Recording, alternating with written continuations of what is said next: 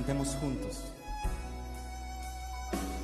Que amor mis pecados decide olvidar, lanzados al mar no los quiere contar.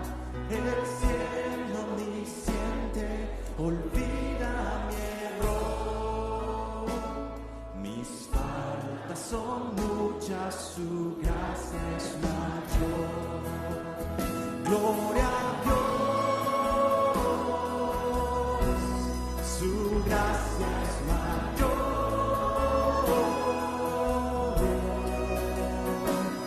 sus misericordias hoy nuevas son, mis faltas son muchas, su gracia es mayor.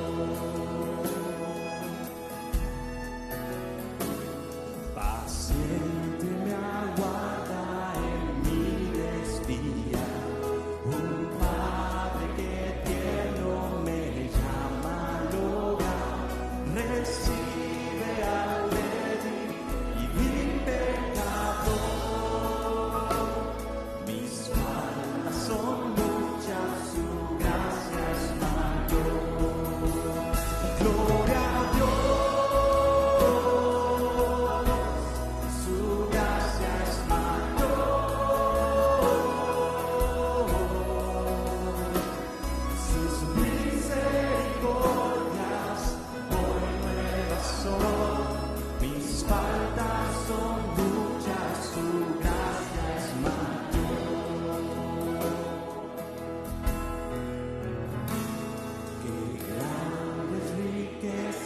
Él nos otorgó, su sangre fue el pago, su vida entregó, pagó esa deuda y la canceló.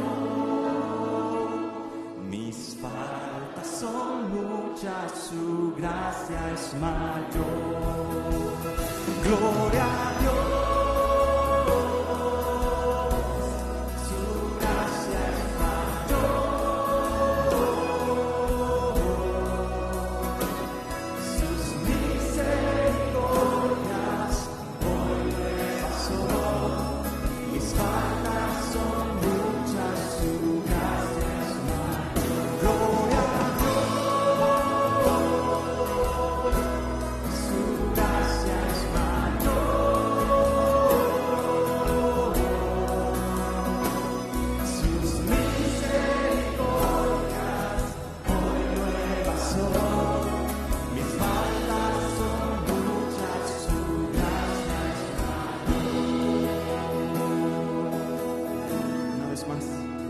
Gloria a Dios, su gracia es mayor,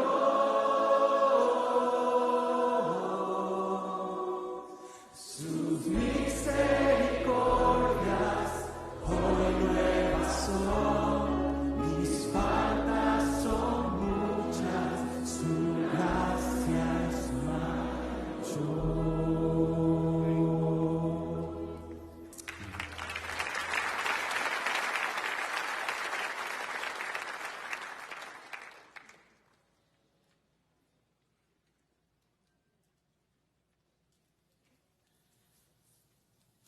Bueno, qué hermosa verdad es esa, ¿no?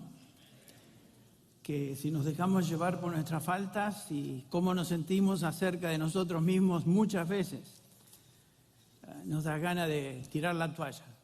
Pero gracias a Dios que sus misericordias son nuevas cada día y son mucho mayor que nuestras faltas. Gracias a Dios por esto. Bueno. Soy el primero, me dijeron que tengo hasta la 1:30 para hablar.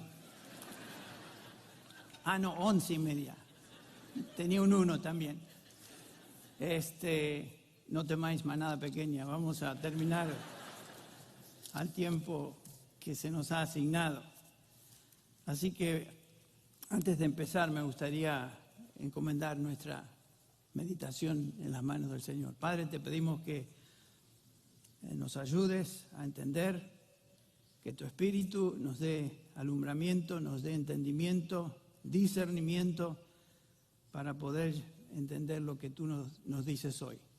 Usa tu palabra, lo pedimos, Padre, en el nombre de Jesús. Amén. Bueno, esta mañana vamos a comenzar considerando el tema del discernimiento espiritual. Creo que en su programa, en su horario, dice la necesidad de discernimiento espiritual en la iglesia hoy. Obviamente es un tema muy, muy importante, vital importancia para nosotros como cristianos y como miembros de la iglesia de Cristo. La iglesia contemporánea más que nunca necesita discernimiento, poder de distinguir entre lo falso y lo verdadero, porque como nos dice el apóstol Pablo en 2 de Timoteo, vivimos en días peligrosos. 2 Timoteo 3:1 dice, debes saber esto, que en los últimos días vendrán tiempos difíciles o peligrosos, o también pudiera traducirse eso como salvajes. Puede ser traducido de esa manera también. ¿Y qué va a acontecer en esos días? El versículo 13, si bajan su vista, dice que hombres malos e impostores irán de mal en peor, engañando y siendo engañados. O sea, la mentira, el engaño va a ser sentida, observada de una manera singular. En el capítulo 4 de esta misma epístola, Pablo dice en el versículo 3, porque vendrá tiempo cuando no soportarán la sana doctrina. ¿Qué caracteriza esos días peligrosos? Aquí está. No soportarán la sana doctrina, sino que teniendo comezón de oídos, acumularán para sí maestros conforme a sus propios deseos y apartarán sus oídos de la verdad y se volverán a mitos. O sea, seguirán al que es su padre, el diablo, el padre de mentira, y le seguirán. Como nunca estamos observando esta condición en la iglesia en general. En contraste a esa condición, Pablo escribe a los tesalonicenses en 1 Tesalonicenses 5, versículos 21 y 22, donde leemos esta exhortación del apóstol. Antes bien, examinarlo todo cuidadosamente, retener lo bueno, absteneos de toda forma de mal. Ese es un llamado al discernimiento. Este es un llamado a distinguir entre lo falso y lo verdadero. Hace tiempo, no recuerdo cuánto, no hace mucho, estaba escuchando un programa radial en una emisora evangélica de un prominente líder cristiano donde declaraba que Dios le había revelado a él que la iglesia estaba al borde del avivamiento más grande en su historia y que así como en el libro de los Hechos íbamos a experimentar todos los milagros que ahí se nos describen. Con el mismo tipo de tono autoritario, otros predicadores y profetas modernos afirman cosas similares. Por cierto, muchos hoy hablan de sus experiencias milagrosas en las cuales atribuyen a la presencia del Espíritu Santo en medio de ellos. ¿Qué hacemos con este tipo de afirmaciones? ¿Las aceptamos entusiasmadamente como mensaje de Dios? ¿Gritamos o decimos amén cuando escuchamos algo así en reuniones donde estas cosas se dicen? ¿O nos detenemos a evaluar su legitimidad basándonos en lo que Dios dice en su palabra? En el texto que acabamos de leer, 1 Tesalonicenses 5, Pablo nos exhorta a examinar todo cuidadosamente, evaluar. Y una vez más descubrimos aquello que es bueno y una vez que lo descubrimos nos aferramos a eso y desechamos todo aquello que no sirve, aquello que es malo. El apóstol Juan en su primera epístola dice en el capítulo 4, versículo 1, amados, no creáis a todo espíritu, sino probad los espíritus para ver si son de Dios, porque muchos falsos profetas han salido al mundo. Tanto Pablo como Juan nos están hablando de uno de los elementos esenciales de la vida cristiana, que es el discernimiento espiritual. Y repito, eso es la capacidad de distinguir entre lo bueno y lo malo, lo falso y lo verdadero. Trágicamente, la iglesia evangélica hoy no sabe distinguir, tiene una credulidad pronunciada, cree cualquier cosa, acepta cualquier práctica, es incapaz de discernir. Un problema general de la iglesia evangélica hoy es su falta absoluta de discriminación espiritual. La iglesia parece incapaz de distinguir entre aquello que es verdad bíblica o aquello que es invento de hombres, filosofías, o tiene su origen en el padre de mentiras, que es el diablo.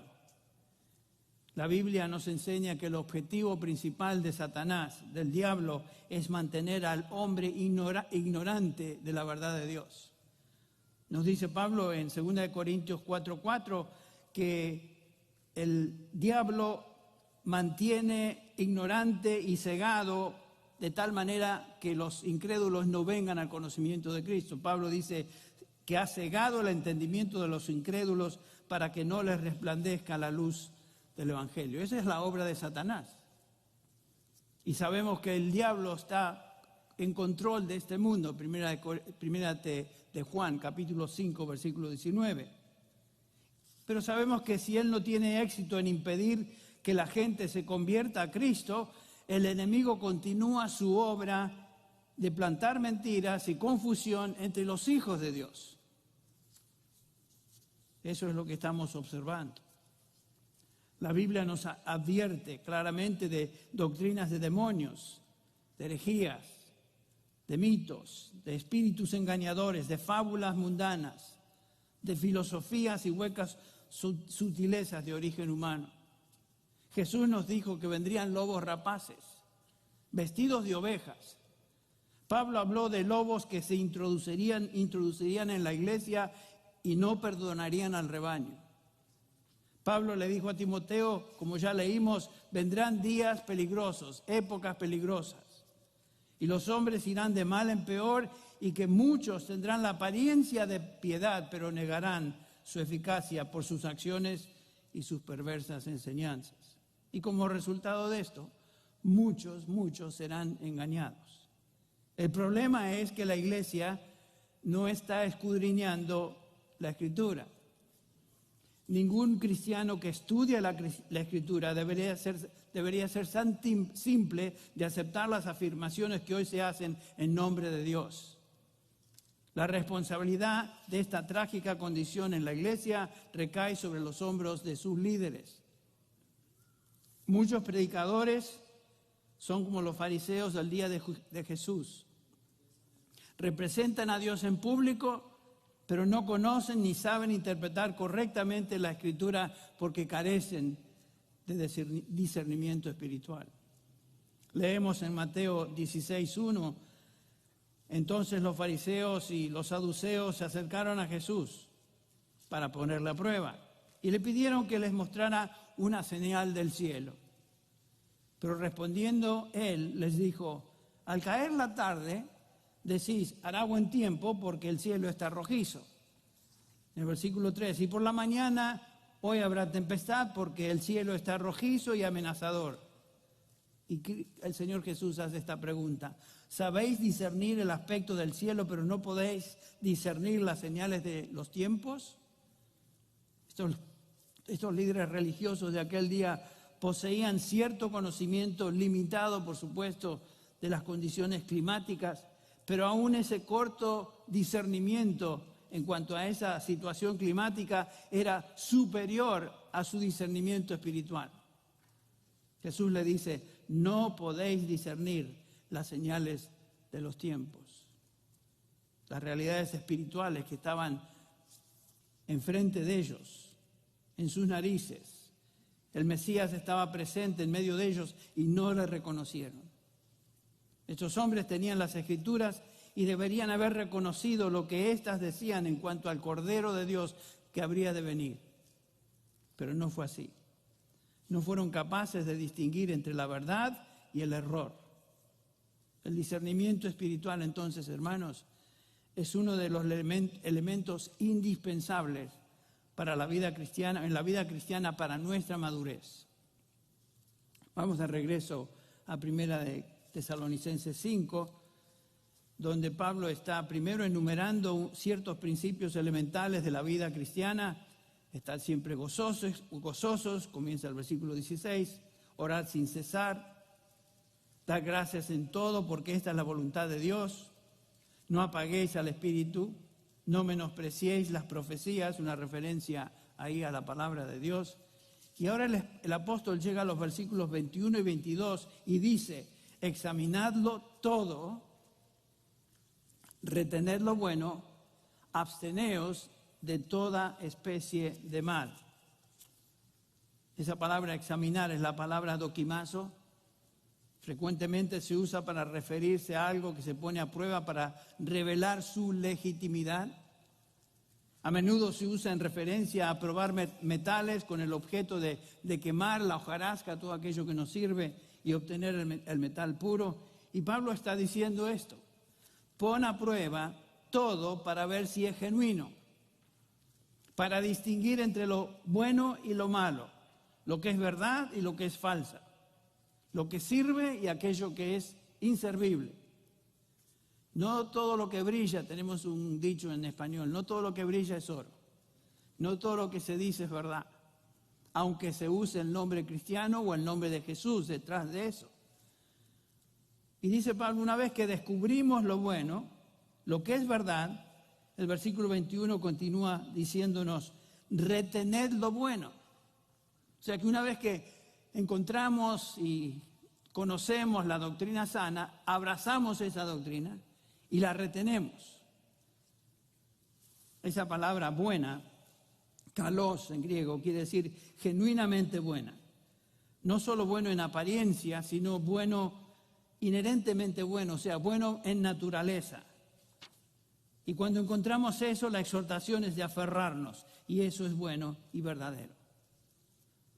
El versículo 22 hace el contraste aún más intenso cuando dice, absteneos de toda especie de mal. La palabra abstenerse, apeco en griego, quiere decir mantenerse alejado de algo o rechazar. Por ejemplo, es la misma palabra que se usa en el capítulo 4, 1 Tesalonicenses 4:3, cuando Pablo dice, porque esta es la voluntad de Dios para vosotros, vuestra santificación, que os abstengáis de inmoralidad sexual o de pornea. Primera de Pedro también nos dice algo similar. Primera de Pedro 2:11. Amados, os ruego como a extranjeros y peregrinos que os abstengáis de las pasiones carnales que combaten contra el alma. Por supuesto, esta abstención significa alejarse de todo tipo de inmoralidad carnal, pero en 1 Tesalonicenses 5 el contexto habla principalmente de la falsa doctrina. No juguetear, ni siquiera detenerme a considerar aquello que es mentira o falso, que se está promoviendo como verdad de Dios. Pablo dice, apártate del mal en cualquier forma que este mal se presente, lo cual incluye, obviamente, perversión moral y en este contexto particular, perversión de la verdad de Dios. Entonces, en este pasaje otra vez, 1 Tesalonicenses 5, 21-22, Pablo nos está llamando al discernimiento espiritual, al poder discriminar, al poder discernir, a poder separar entre aquello que es verdadero y aquello que es falso. Y Pablo dice, examinen todo a la luz de la verdad de Dios y cuando identifiquen aquello que no se alinea con su revelación, algo que por implicación es malo, falso, erróneo, incompatible con la doctrina sana, rechácenlo. Rechácenlo. Ahora, ¿por qué están la iglesia moderna, la iglesia contemporánea, la iglesia evangélica hoy carece de este tipo de discernimiento? Porque, como dije, hay muchas cosas que se aceptan como si fueran verdad, cuando en realidad, cuando las comparamos con la Escritura, obviamente no son. Son simplemente declaraciones y a veces estos predicadores predican de una manera muy efusiva, gritan, etcétera, hacen escándalo y la gente comienza a sentirse emocionalmente identificada. Dicen amén, amén. Y dicen amén a cualquier cosa. Muchas de estas cosas son disparates. Ahora, ¿por qué la iglesia carece de discernimiento? Bueno, existen varias razones, por supuesto. No vamos a tratar de considerar todas estas razones, pero yo quisiera considerar dos en particular, que pienso son las principales. Hay razones obvias que podemos identificar como causas de la falta de discernimiento en la iglesia contemporánea. Una de ellas es algo que notamos. Una razón principal es que la iglesia evangélica hoy está poblada por creyentes infantiles que no han crecido en la fe. Es la descripción o la situación que Pablo describe en el capítulo 4 de Efesios, versículo 14, cuando escribe: para que ya no seamos niños fluctuantes, llevados por doquiera de todo viento de doctrina, por estratagema de hombres que para engañar emplean con astucia las artimañas del error. El contexto inmediato de este pasaje es que Cristo dio a la iglesia a hombres particularmente dotados. Versículo 11. Él mismo, Jesucristo, constituyó a unos apóstoles, a otros profetas, a otros evangelistas, a otros pastores maestros. Cada uno de ellos, noten que tienen que ver con la verdad de Dios, con la palabra de Dios. ¿Con qué fin? Pablo dice, para la edificación del cuerpo de Cristo. Leemos en el versículo 12, a fin de perfeccionar a los santos, o sea, a los creyentes, para la obra del ministerio, para la edificación del cuerpo de Cristo. Versículo 13, hasta que todos lleguemos a la unidad de la fe y del conocimiento del Hijo de Dios, a un varón perfecto, a la medida de estatura de la plenitud de Cristo. Cristo quiere que seamos una iglesia madura, no que seamos niños, porque comienza el pasaje diciendo, para que ya no seamos niños, y como vamos a ver, todos empezamos como niños.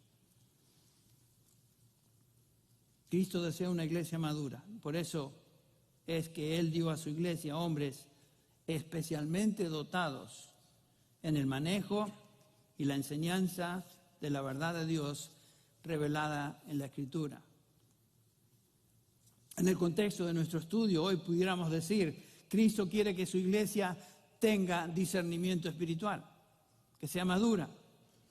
O sea, tenga la capacidad de discernir, distinguir, discriminar entre lo falso y lo verdadero, usando como vara de medir la palabra escrita, enseñada por hombres de Dios. Por eso tenemos una conferencia como esta, entre paréntesis.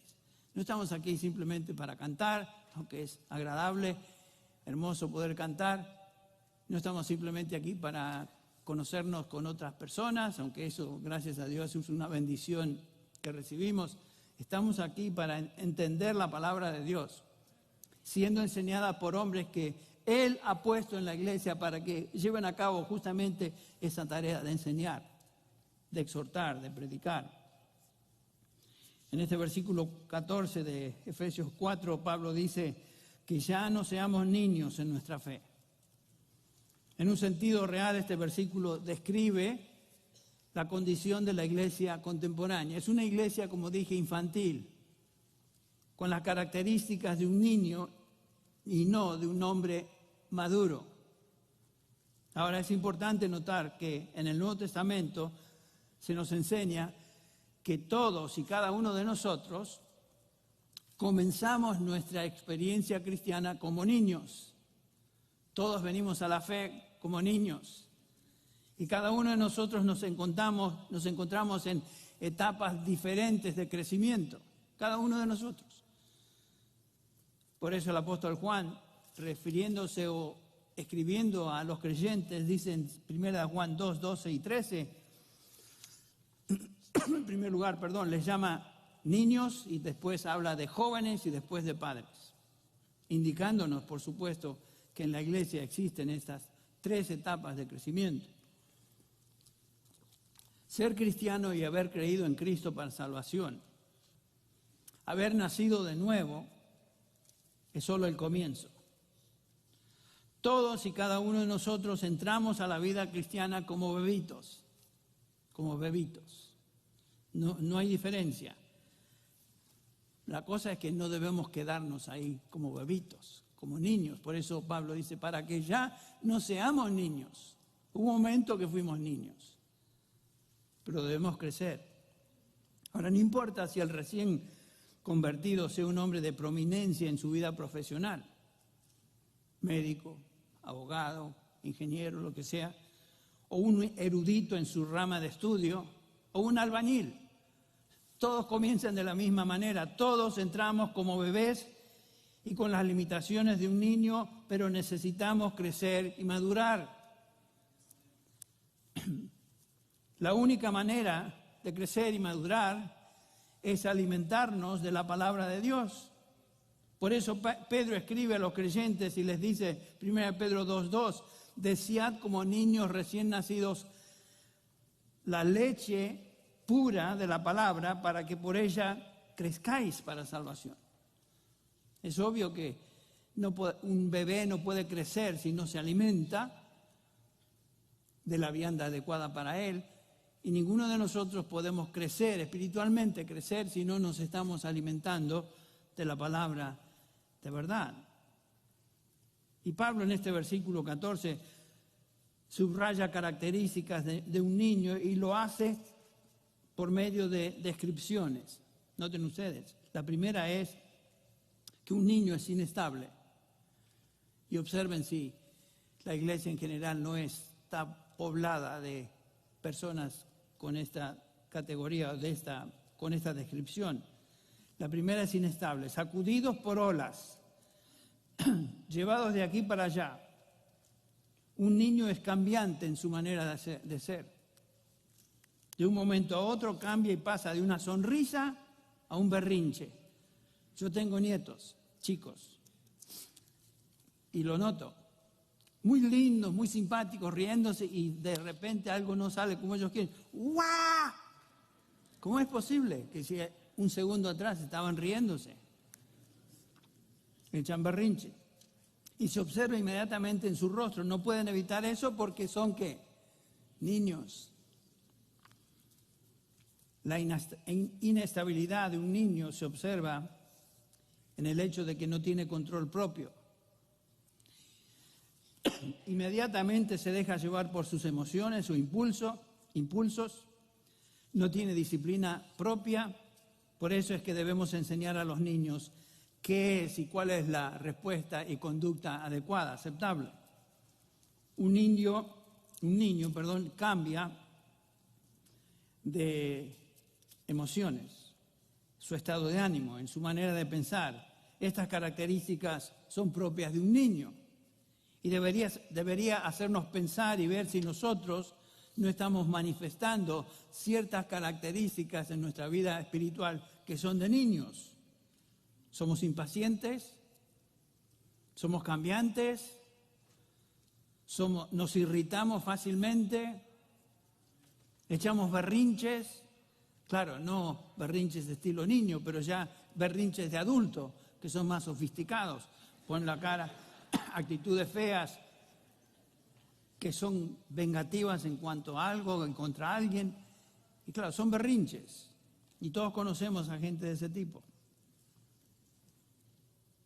Hay creyentes berrinchudos, es cierto. Y todos luchamos con eso de vez en cuando. Que no salen las cosas como queríamos y la tendencia es tratar de, bueno, eso es, si reaccionamos de una manera infantil, entonces nos está diciendo que no estamos creciendo como debemos. Otra característica de un infante, un niño, es que fácilmente es engañado. O sea, es crédulo. Pablo expresa esta realidad cuando dice, llevado de aquí para allá por todo viento de doctrina. Un niño es fácil víctima del engaño porque es crédulo. Cree lo que le dicen sin pensar si es cierto o no. Un chico se cree todo lo que un adulto le dice o le enseña. Esta característica era muy preocupante para el apóstol Pablo cuando escribe a las iglesias o instruye a las iglesias. Por ejemplo, en Colosenses 2:8 dice: mirad que nadie os haga cautivos por medio de su filosofía y vanas sutilezas, según las tradiciones de los hombres, conforme a los principios elementales del mundo y no según Cristo. Un niño es fácilmente llevado de aquí para allá por diferentes ideas, diferentes doctrinas. Y una iglesia infantil, un cristiano infantil, es fácilmente engañado. Si el que enseña o el que habla tiene carisma y fuerza y sabe gritar en el momento adecuado, en su enseñanza o predicación, los infantiles creyentes dicen: este hombre sí que tiene impacto, amén, amén. Y reaccionan de una manera sonsa porque están siendo crédulos. Una pregunta que surge al pensar en las características de un niño es que lo llevan a ser inestables, es ¿por qué? ¿Por qué es que un niño se conduce de esta manera? Bueno, la respuesta, además de ser niño, además de ser inmaduro, un niño es ignorante. Ignorante. Un niño no tiene suficiente conocimiento. Un niño no tiene un estándar por el cual él pueda evaluar lo que escucha o se le enseña. Un niño en la fe también es ignorante y por lo tanto necesita instrucción. Por eso el Señor dejó a la iglesia hombres que manejen la palabra de Dios, enseñen la palabra de Dios para instruir a los santos, para edificar a los santos, que comienzan cada uno de ellos en una etapa de niñez. Pero un niño es ignorante. Por aplicación, una iglesia, un cristiano que es ignorante a la verdad de Dios, tampoco está en condiciones entonces de poder juzgar con precisión, o sea, no va a tener discernimiento, no tiene la capacidad de discriminar entre lo que es falso y verdadero. Ese es el peligro de una iglesia llena de bebitos. Y como dijimos, está bien comenzar como bebitos. El problema es cuando pasan los años y la iglesia continúa siendo de la misma manera.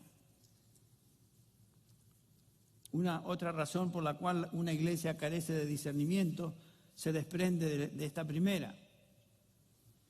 Cuando la iglesia es inmadura, cuando está poblada de creyentes inmaduros que no han sido enseñados, no han sido alimentados, no han sido nutridos, esto lleva al desconocimiento doctrinal. Una iglesia que no ha sido instruida es una iglesia que no conoce doctrina. La doctrina ha quedado a un lado en la iglesia evangélica contemporánea y ha sido sustituida por otras cosas. La proclamación y exposición de la verdad revelada en la Escritura ha sido reemplazada con cosas tales como drama, música con estribillos, repetitivos por supuesto, dirigida por líderes de alabanza carismáticos, con mucha personalidad, lo que sea, equipos de mímica, entretenimiento, charlas sobre la autoestima, en estos días charlas sobre la justicia social. ¿Han escuchado esa frase últimamente? La justicia social. Es como si se hubiera convertido en el nuevo tema del cual tenemos que hablar. Experiencias místicas. Todas estas cosas están diseñadas para evocar reacciones emocionales en lugar de traer luz al entendimiento, a la manera de pensar. Lo triste es que la gente en estas iglesias, los niños, la gente inmadura, a ellos les gusta este tipo de experiencia congregacional. Muchos piensan hoy que enfatizar doctrina en la iglesia es algo innecesario porque según estas personas el dogmatismo doctrinal produce división entre cristianos. Más, afirmar algo con convicción doctrinal se mira en algunos círculos evangélicos como falta de amor. ¿Han escuchado eso? Ser intolerante, ser orgulloso. Pero como podemos observar, enseñar doctrina no fue opcional en el Nuevo Testamento.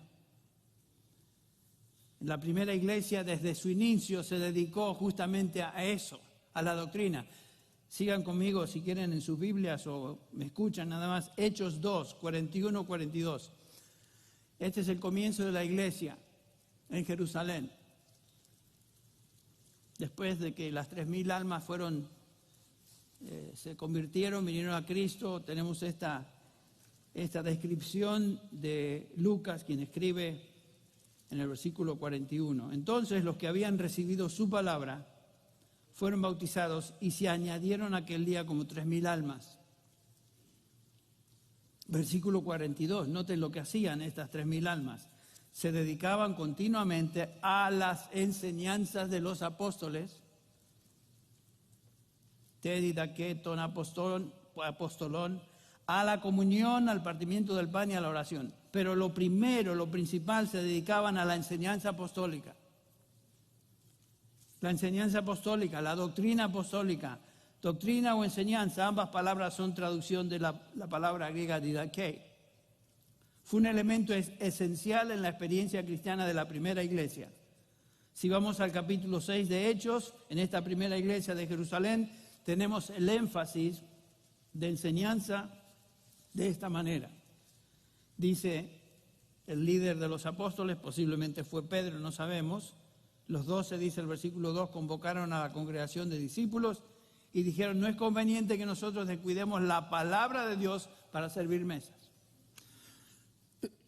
Y el versículo 4 dice, nosotros, eso es lo prioritario, nos entregaremos a la oración y al ministerio de la palabra. Esto es lo más importante e insustituible en el ministerio de una iglesia. La oración por parte de sus líderes y la instrucción a los creyentes de la palabra. Por eso, en 1 Timoteo 3:15, menciona Pablo la razón por la cual la iglesia existe. Versículo 15, 1 Timoteo 3:15, en caso de que me tarde, te escribo para que sepas cómo debe conducirse uno en la casa de Dios, que es la iglesia del Dios vivo, columna y sostén de la verdad. Para eso existe, para eso existimos. Si nosotros dejamos a un lado la verdad, la instrucción doctrinal, perdemos la razón del por qué estamos aquí. Instruyendo en cuanto a los requisitos de los líderes, de los pastores de la iglesia, en este mismo capítulo, comenzando con el versículo 1, dice Pablo, si alguno desea o aspira al cargo de obispo o anciano, pastor, buena obra desea hacer. Magnífico. Hay muchos jóvenes que tienen el deseo de servir al Señor como pastores. Ese es un lindo deseo, si viene del Señor. Pero un obispo, dice Pablo, debe ser primero irreprensible. Y aquí da una serie de virtudes o características o requisitos de un pastor que deben estar ahí. Marido de una sola mujer, sobrio, prudente, de conducta decorosa, hospitalario. Y noten la única función que se subraya ahí por el Espíritu Santo, apto para enseñar. Apto para enseñar. ¿Enseñar qué? ¿Arte culinaria? ¿Enseñar qué? ¿Historia? ¿Anécdotas? No, enseñar la doctrina. ¿Cuál doctrina? La doctrina de los apóstoles. Para eso está el pastor. A Tito, dirigiéndose a Tito, Pablo le instruye en el versículo 5, por esta causa te dejé en Creta, para que pusieras en orden lo que queda ahí y designaras ancianos en cada ciudad, como te mandé. Esto es, si alguno es irreprensible, otra vez, la irreprensibilidad. Marido de una sola mujer, que tenga hijos creyentes, no acusados de disolución ni rebeldía, porque el obispo, otra vez repite Pablo, debe ser irreprensible como administrador de Dios, no obstinado, no iracundo, no dado a la bebida, no pendenciero, no amante de ganancias deshonestas, sino hospitalario, amante de lo bueno, prudente, justo, santo, dueño de sí mismo. Y el versículo 9, noten otra vez su función, reteniendo la palabra fiel, que es conforme a la enseñanza, didaké, la misma palabra que encontramos la enseñanza de los apóstoles, que sea capaz también de exhortar con sana doctrina, y refutar a los que contradicen. O sea, debe conocer la verdad para poder distinguirla de aquello que es falso y refutar a lo que es falso, refutar a los que predican otra cosa. Por eso el Señor dejó a la iglesia estos hombres de Dios, estos hombres dotados, que ya mencionamos en el capítulo 4 de Efesios, a fin de capacitar a los santos para la obra del ministerio. Lo que observamos en el Nuevo Testamento, hermanos, es un énfasis primordial e inequívoco en cuanto a la enseñanza doctrinal. La salud de la iglesia, la salud espiritual de la iglesia depende del alimento espiritual de la palabra de Dios, de la doctrina, como dice Judas, que fue dada a los santos una vez y para siempre. Lloyd Jones, hablando de la importancia de la doctrina y madurez espiritual de la iglesia, escribió esto. Estos son los años los 80, la década de los 80. Y él escribe en cuanto a este problema, diciendo lo siguiente: el problema principal de los cristianos hoy, miren, si no era el problema principal en esos días, se ha aumentado hoy. El problema principal de los cristianos hoy es su falta de entendimiento y conocimiento doctrinal. El hombre cuya doctrina es inestable, dice Lloyd Jones, será inestable en toda su vida. Nada es tan absurdo como aquellos que dicen que la doctrina es puramente académica, que no está relacionada a la vida. Lloyd Jones dice, no hay nada más práctico que la doctrina. Claro, porque la doctrina, la palabra de Dios, la verdad de Dios es el medio que Él utiliza para salvar a los perdidos y para edificar a los santos. Por eso es práctica. La enseñanza doctrinal es la cosa más práctica que podamos hacer en la iglesia. ¿Por qué? Bueno, primero porque es la verdad de Dios revelada en su palabra. Segundo, es para nuestro bien y el crecimiento espiritual de nuestras ovejas, nuestras iglesias. Un pastor, un anciano, por sobre toda otra función en la iglesia, debe ser apto para enseñar. Y como hice una vez la pregunta, ¿enseñar qué? La doctrina. ¿Cuál doctrina? La doctrina de los apóstoles, que es todo lo que tenemos revelado aquí en el Nuevo Testamento. ¿Nos damos cuenta de esa realidad? Uno se hace la pregunta, ¿por qué la iglesia contemporánea es tan apática, si no hostil a la enseñanza doctrinal? Yo creo que entre las razones, una de ellas es que la enseñanza bíblica o la enseñanza doctrinal se considera como algo que va a causar división en las iglesias. Es como si existiera un antagonismo a la doctrina clara de la Biblia porque ésta divide y ofende. Pero ¿saben qué? Eso no se puede evitar. Perdón, la doctrina sana siempre divide, siempre. La verdad de Dios ofende al pecador. ¿Por qué? Porque el pecador es enemigo de Dios. Y en su condición natural no acepta las cosas del Espíritu porque se han de discernir como espiritualmente. Cristo no vino a este mundo para hacerse de amigos. Su verdad es exclusiva y por supuesto divide. Si leemos los evangelios notamos que lo odiaban justamente porque enseñaba la verdad. Si predicamos la verdad bíblica vamos a ofender porque la verdad es luz que expone las tinieblas del corazón de los seres humanos. Y el Señor Jesús dice que los hombres amaron más las tinieblas que la luz. Y por supuesto rechazaron a la luz, a Jesucristo. Finalmente lo crucificaron. Debemos recordar que este mundo es territorio enemigo. Estamos pasando por esta situación en nuestra iglesia, esta lucha legal. Y uno a veces se pregunta y se desanima, ¿por qué? ¿Por qué está pasando esto? ¿Qué le hicimos a los gobernantes para que tengan una posición tan radical? La respuesta es, vivimos en territorio enemigo. Y todos los seres humanos, que incluye a los gobernantes, están bajo el control del maligno. Por eso suceden las cosas como suceden. Y por supuesto aquí estamos nosotros, que no somos hijos del diablo como el resto de la gente, sino que somos hijos de Dios y predicamos la verdad de Dios. Y por supuesto no podemos esperar en este territorio de enemigos que nos abracen y digan, oh, qué bonito, hagan lo que quieran. No va a suceder.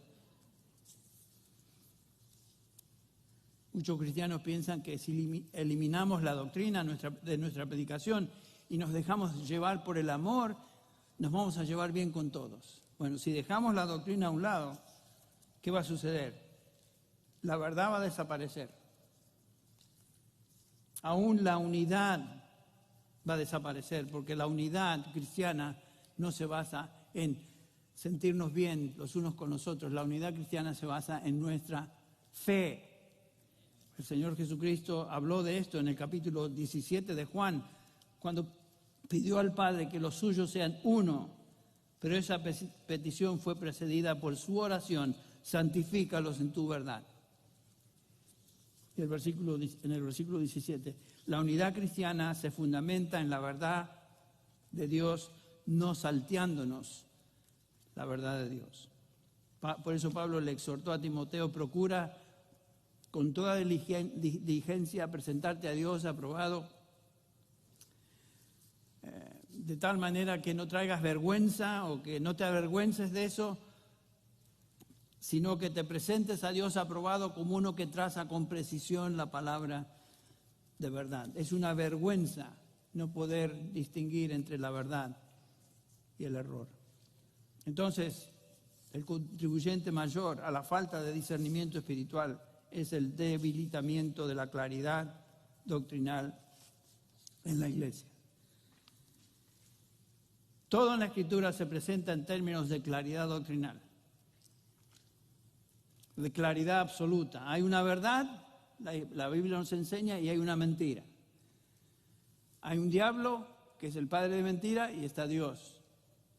En la Biblia no existe el concepto popular que todas las religiones finalmente llevan a Dios. No. Todos los caminos no conducen a Roma, como dice el dicho. La Biblia demanda discernimiento. Nos obliga a tomar decisiones y posiciones absolutas en aquellas áreas donde Dios habla con claridad. La Biblia no nos da ningún permiso a ser tolerantes al costo de la pureza doctrinal. Donde Dios habla clara y autoritativamente, nosotros también lo hacemos. Existe una línea bien trazada, existe una verdad absoluta, no hay lugar para comprometer las convicciones bíblicas basadas entonces en la palabra de Dios. Eso es claro en la Escritura, una y otra vez se nos hace obvio. ¿Por qué hay falta de discernimiento en la iglesia? Bueno, hablamos de dos razones principales. La primera es inmadurez espiritual entre los creyentes. La segunda, el abandono de compromiso con la doctrina bíblica. El abandono y compromiso con una autoridad, una palabra, una autoridad absoluta que es la palabra de Dios. Pero déjenme terminar rápidamente, porque tengo tiempo hasta la 1:30, como dije. Perdón. ¿Cómo puedo convertirme en una persona que tiene discernimiento? Porque ese es el punto. En primer lugar, debemos buscar el discernimiento. Claramente nos enseña la palabra de Dios. Buscar el discernimiento. Desead como niños recién nacidos, dice Pedro, la leche pura de la palabra para que por ella crezcáis para salvación. Debemos desear y buscar el discernimiento. Dios es el que nos da discernimiento y yo debo buscar, entender lo que Dios dice y ha revelado en su palabra. ¿Se acuerdan lo que dice Salomón en Proverbios, capítulo 2, versículo 2? Estas son exhortaciones a cada uno de nosotros. Da oído a la sabiduría.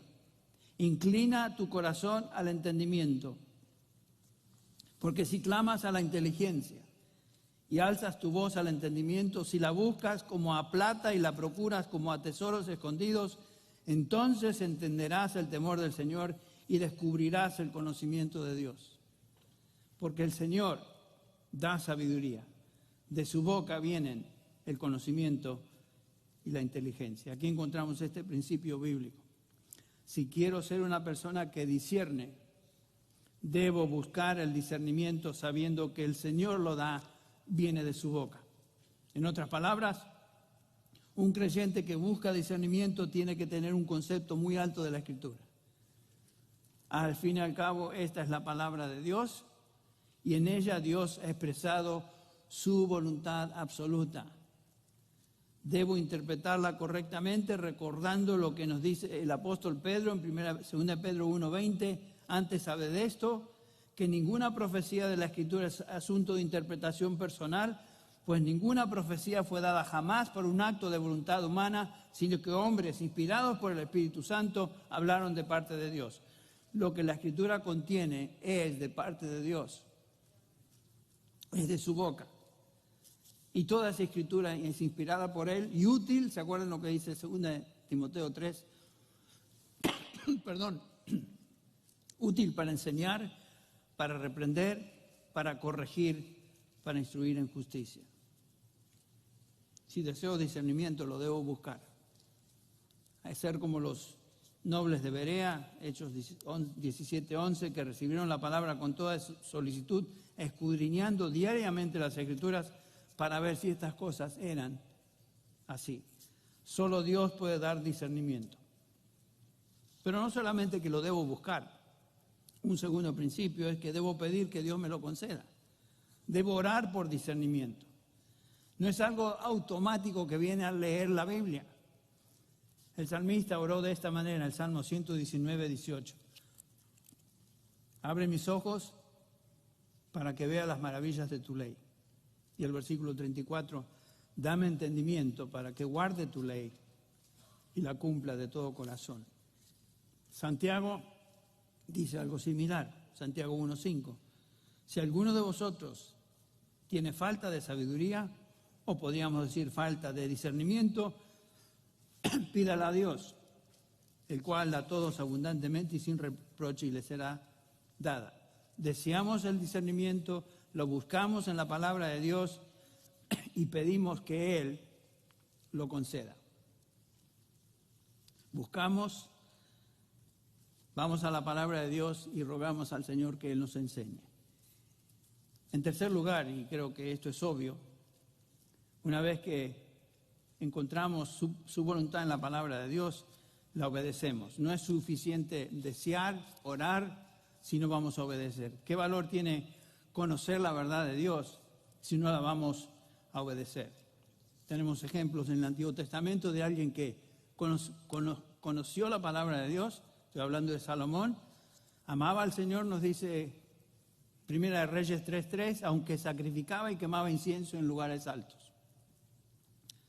Versículo 4 de Primera de Reyes 11 dice, su corazón no estuvo dedicado por entero al Señor. Noten eso. Versículo 10, él no guardó lo que el Señor le había ordenado.